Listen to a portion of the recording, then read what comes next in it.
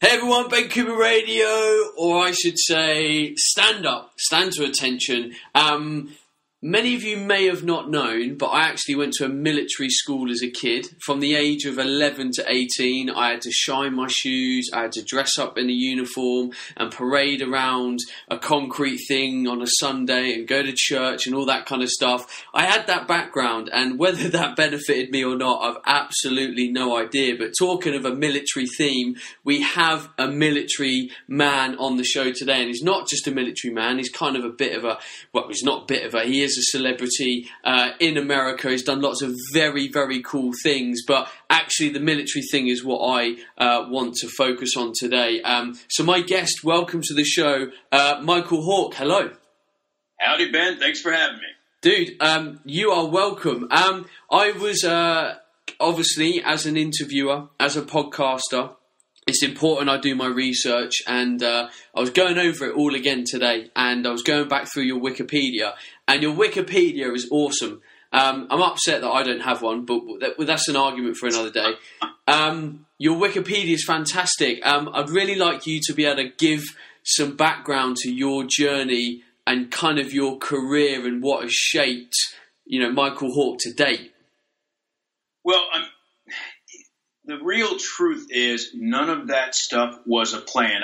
I would like to take credit, super smart and all that, but man, basically I grew up really poor, and I just wanted to get an education. And in the States, the only way to do that was through the military. I joined the military. They kept offering me stuff. I didn't think I could make it physically or mentally, but I kept making it, so I kept doing more. And before you know it, I kind of became like that Special Forces medic, Special Forces communicator, Morse code, Special Forces intelligence guy, a bunch of languages.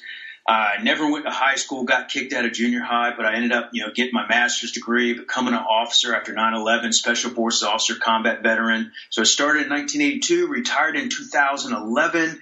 And basically, I've been using whatever I've learned out in the world and in the wars to try to pass on the good stuff to other people so that they can take the knowledge and hope lives better and survive. So you've obviously had a very illustrious career in the military. You've also done a lot of kind of TV and film work. Some people might know you from Dirty Sanchez, which I'm sure a huge amount of people have watched. Like, what do you do today? You say you try and teach people the lessons that you've learned. What does your career look like right now? What are you doing? Well, the thing is, it's kind of like which came first, the chicken or the egg. I started teaching survival and outdoor adventures and stuff to the public in 1994. We ran a little kids camp down in Costa Rica after I'd been working in a war zone in Azerbaijan, and I found it really intense, and I wanted my guys to kind of decompress. And that's where MTV Road Rules found us, and that's kind of what got me started in TV. So in between doing military service full-time and part-time, doing government contracting and running adventures part-time, and then doing TV stuff in between, I've been teaching to the public for, over 2 decades now. And what I focus on are kind of the things that a lot of my special ops brothers don't do. They all do shooting and killing and fighting and all that. And so what I teach is like, survival, wilderness medicine, land navigation, leadership, and of course, extreme adventures. So, I'm a massive fan of life skills, and I believe that people should be able to, develop a very rounded character through a career and in their personal life. What do you think are some of the things that people could learn if they went away and did like a survival thing or an adventure thing? What do you think it adds to people's characters that then translates into their career and their personal lives?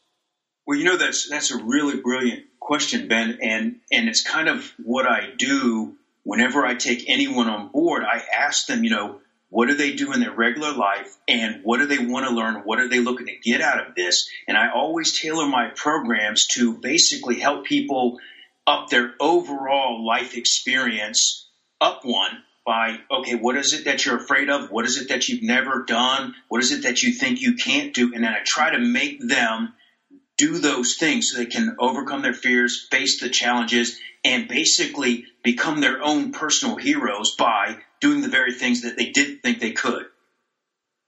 Do you think a lot of people, so for me, people always come to a roadblock with situations that they have in their lives, and a lot of people will stand there and think so much about it, they kind of talk themselves out of any situation. And if you give yourself long enough, you will talk yourself out of a situation. Do you think the kind of Nike slogan of just do it has to be applied in a lot of situations? Because I find if sometimes I'm remotely scared about it, I've actually kind of just got to close my eyes and walk into it and actually deal with it right there and then when I'm in it. Well, I mean, basically the short answer is yes, but a little bit longer answer is, when it comes to any response to any situation, I always say there's three options. And everyone knows about fight or flight, and then the other one is fright, which results in freezing. And that's inaction. Now, very rarely will inaction ever serve you, but sometimes it does. That's why it's in the pantheon of survival skills. I mean, like tactically, if you're moving, somebody's going to see you and they're going to shoot at you. Whereas if you just freeze, there's a chance they won't see the movement. They'll scan by, and then you can just slowly get yourself out of trouble. So all of them have value, but I tend to go with what you just said, that most of the time, action is better than inaction. And most of the time, you survive by doing exactly what you're afraid of doing, by facing it and just getting on and doing it. And it doesn't mean jump in there blindly without trying to think the smartest way to get through it. I've seen a lot of crazy stuff where like people jump out in the middle of a firefight out of cover and think they're just going to shoot somebody, and what they've just done was expose themselves and get themselves shot. And unfortunately, they don't learn anything from that lesson, but those of us who witnessed it do. But yeah, the bottom line for most things is, man, if you're afraid of something, just face it and just do it. It's the best way to overcome. Coming back to the kind of military as a whole, we're kind of talking now about life skills and progressing yourselves, facing your fears, which is a message I'm very passionate about. And there's two sides to the coin. There's conquering something and taking the plunge, and then there's having the consistency and discipline to continue on that path and not fall into your old habits.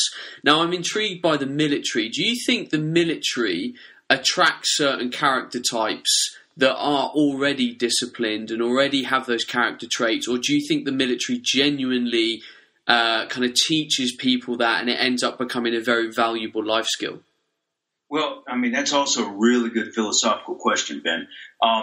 Just like, society has all walks of life, the military also has all walks of life, and you have a little segment of each type represented in the military. There are some people who are attracted to the military because they lack any organization and discipline.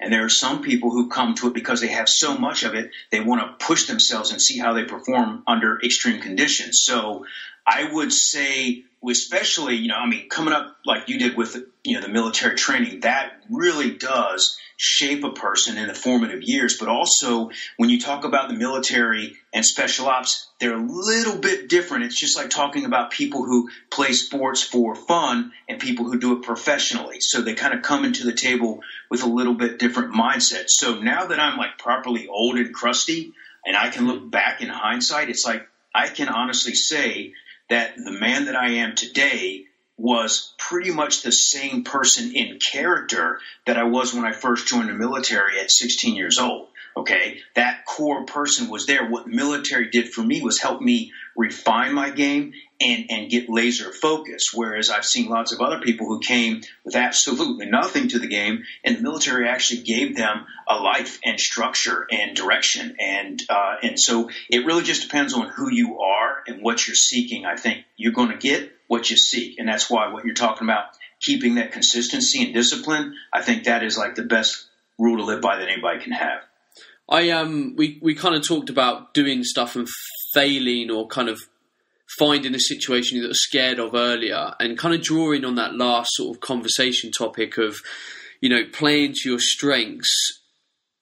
When some people are kind of confused about where they're going and what they need to do you think it's a case of, again, you've got to do it to find out whether that is the right path for you? Because I can imagine there's certain character types, character strengths that you have that were exposed in the kind of military environment, and then other things that were allowed to flourish. And do you think the military environment and being able to try lots of different things and having lots of different opportunities enabled you to refine actually what you're really strong at, and actually that carved a really clear career path for you? I would say to a degree, yes, because one of the things that you're doing, especially in special operations, is you're getting pushed in every kind of limit that, man can think of. And I found things that I was good at and things that I was weak at. So, for example, I'm not a long-distance fast runner, but I can carry a very heavy rucksack forever and ever and ever. And so I found my strength was being on a mountain team versus some guys who are like really great swimmers or runners and they get on scuba teams. And so I learned, okay, I'm not strong at that, so I won't do that. And I am strong at this, so I can do this and excel. But the other thing is that you find your strengths and your weaknesses in those challenges, and you only find them when you fail. And so that's why I tell people, whatever it is that you want, anything, go out and try it. And if you fail, well, guess what? You just learned something valuable. That's not a loss. That's actually a success. And then you can channel yourself in a different direction. It's just a shame to spend years trying to do something if it's not a fit for you. Just go out and do it and say, damn, I suck at that. You know what? Off the list, I'm going to go in a different direction. And I tell all the guys that I've seen guys try out for special ops and fail, and then they end up going into different paths in life and become very successful and very happy. And I'm like, look, man, you would not be where you are now if you hadn't failed 20 years ago. So I tell people all the time, the best thing is try everything. Don't be afraid of failure, because every time you fail, you learn and you grow. And that's a success if you turn it into one. I couldn't agree more. Yeah, I absolutely love that. Is there kind of any points, because with that as well, I think there's a certain percentage of life skills or character traits or just things in general that people might have as weaknesses that actually they do need to work on. But then there are other things that people shouldn't get hung up on and they should ignore. So when we're at school, there's always some subjects we're good at, some subjects we're bad at. We can try as much and put as much time and effort as we want to refine that bad stuff. Or we could say, hang on, I could channel all that energy into stuff that I'm already pretty good at and become a superhero at, and just become a superhero at that stuff. So was there stuff in your environment where you said, do you know what, I do need to improve on that, but there's no point focusing on that because I'm really good at this? Well, yes and no. It depends on what it is, okay? For example, if you're a writer and you suck at math, yeah, man, forget about the math. Just focus on being a better writer. However, if you're a business person and you do need math as well as writing skills, then you can't neglect the math completely. So, I always tell people, do what you have to do, to balance yourself out, to make yourself happy or to fulfill your mission. And then, like you said, focus mainly on what you're good at and accept the fact that every one of us has flaws, has failings, has imperfections, and just accept those as part of you and accentuate your strengths. That's really the secret to life, I think. Man after my heart. So discipline is something that's kind of evolved as a bit of a running theme of this podcast, and I'm always fascinated by the psychological barriers that people have to not necessarily discipline, but a form of consistency and willpower, however you want to package that. In your experience in kind of looking at the reasons why people cannot be consistent and disciplined in your environment, what do you think it is that stops people in their tracks or derails them from what it is they actually want? Yeah, that's a really good question. I kind of have a simple thing is like, if I don't want to do something, then I got to do it. If I'm afraid of something, then I got to do it. And that works for me. It's how I drive myself. But what I've seen on the battlefield, particularly amongst special ops guys, after the battle's over and, some guys are there, some guys are not. And you see some guys and you're like, man, that was pretty heroic. And they're sit down and they talk to you and they tell you that they were actually scared to death of what they did, but they were more afraid to let their brothers down and be judged. And so that's what's spurring them on. So I tell everybody, it's like, whatever you're afraid of, get out there and face it. And it doesn't matter if you fail, at least you tried, and you can always take pride in that. But as far as the discipline goes, the second you say, man, I don't really want to do that, is probably the second you ought to say, all right, I need to get my happy ass up and go do exactly that. I think relating that to the fitness environment, what you're basically saying is focus on the end result of inaction rather than what will happen as a result of action, like the fear of doing something, as opposed to that think of like, oh, well, if I don't do this, I'll be forever overweight or forever, unhappy with my appearance, or however that feels for you. But actually, for me, at the beginning of my journey, when I decided to no longer be obese and overweight, etc., I focused on the fact that if I don't reach my end goal, everything will stay the same. The emotions will be the same. The negativity that I feel will be the same. So that was enough to make me be or take action rather than have inaction. Yeah, absolutely. That's the fear of failure. It's like, man, I don't want to be tubbly. So guess what? I'm going to get down and do a few extra push-ups and sit-ups. I'm going to push away from that extra donut. I'm going to get out there even though it's cold or wet. I could make an excuse. Oh, it's cold or wet. Or I could just get out there and do it. And then, by God, I'm going to feel better. I'm going to feel more hua. And that's going to make me want to do it more and more. And it's kind of a self-licking ice cream cone. Either way you choose. When you wake up and say, crap, I'm not going to go out and run because it's wet and cold, or dang, it's wet and cold, but I'm going to go out and run anyway. Once you make that decision, everything else is just a snowball on a positive or negative way. So it all comes down to making those decisions and just back to the Nike commercial, just do it. I almost play a little bit of a game with myself in that when I do something, like you had an excellent example, like it's minging outside, it's raining, it's snowing, it's horrible. When I go for a run and I come back in, I'm actually quite smug with myself. Yep. Natural feeling, man. Natural. Yeah. And I think people need to focus on, actually, after I do it, I'm going to be one smug-ass guy because everyone else will not be doing that.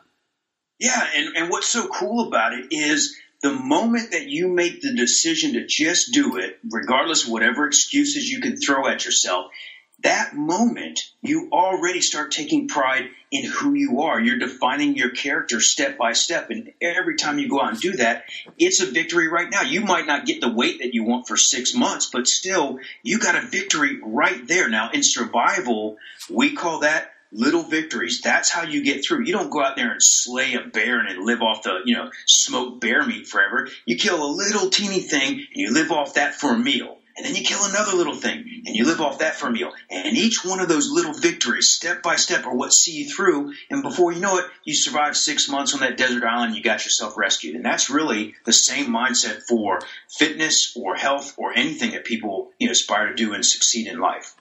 So coming back to that point where we talked about like a lack of discipline and consistency, you just mentioned people having a lack of pride in who they are. Surely that's a big component here, that people don't value themselves enough as a person to always take action positively forward. Yeah, and it's funny because my wife's British. I lived in London for 5 years. We've been married 12 years, and I swear every single day she still says something that I don't understand. It's like, can you translate that to American, please? And so I say that to say this, that there is while we share a lot in common, Brits and Americans, we still have a lot of differences. And you guys are, I think, a little bit harder on yourselves, which I admire. And the Americans, I think, man, they big themselves up way too easily. Like, they can say one word in French and then they'll tell people they speak fluent French. I'm like, are you kidding me? And then you like a British person who can speak like, college level, and they're like, oh, I'm okay with it, and I just love that. So the same thing back to the fitness thing is, it's really, really easy to beat yourself up. And even if you can't get out there and do the run in the rain, in the snow, man, just put your coat on and go get out in the yard. Do something. Shovel a drive, walk, get the paper, something. And those little teeny things build you up. but it's all inside our own head and our own hearts. Those little things, those little roadblocks that we put up. And when we overcome those obstacles, those little victories that basically they inspire us to do more, to push ourselves harder. So it all starts with the little teeny steps. Just something that you chip away at every day. So I don't know how much exposure you have to the fitness industry. Now, obviously being in the kind of realm where you look after your body and you are a fit person, you run, you lift, you jump, you swim. What you see with the fitness industry and what you know about the military, survival, adventure, war, is there anything that you think the fitness industry could learn from your environment? Well, yeah. Okay, here's some thoughts on that, okay? So, for example, I'm 51. I've broken my neck, my back, dislocated my hip, all on different parachute jumps, and I ripped my shoulder out doing an obstacle course. And by the way, one of my things was I was like one of the only guys that could do our very difficult obstacle course, 30 rope obstacles, and I could do it all without feet, which, is a lot of upper body. And even though I was like the oldest guy on my team as a team commander, I could beat all my guys on an obstacle course until I ripped my shoulder out.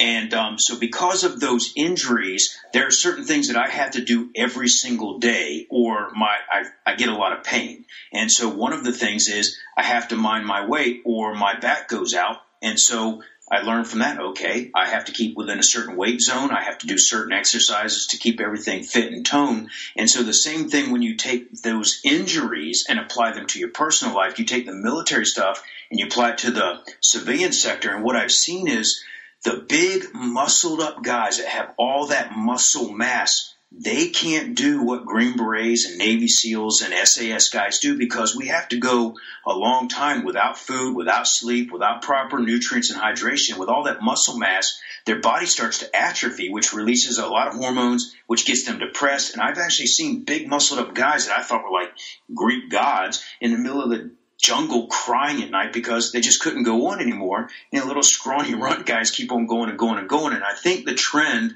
towards like all the CrossFit stuff where people are, minding their sleep and their hydration and their nutrition, but also doing a variety of physical activities, not just going to the gym to get muscles that look good, but actually doing all kinds of maneuvers with the human body that challenge them, like the Spartan races and the Go Rucks and all those other type of mud runs. Those are things that use the human body the way that it's meant to be used against itself, against the environment. And I think that's where people get the most real strength. I've always said that like gymnasts have the best looking bodies, and you don't see those guys going to gym and pumping out. It's all just natural human weight against gravity. So my thing for the military to the civilian sector is, big muscle mass often works against you unless you're a bodybuilder. Outside of that, man, I'd rather have a guy with just nice toned muscle who can do whatever it needs, whether it's a rucksack, climb a mountain, run through the jungle, swim across the ocean, whatever. I found that to be the normal looking people. And so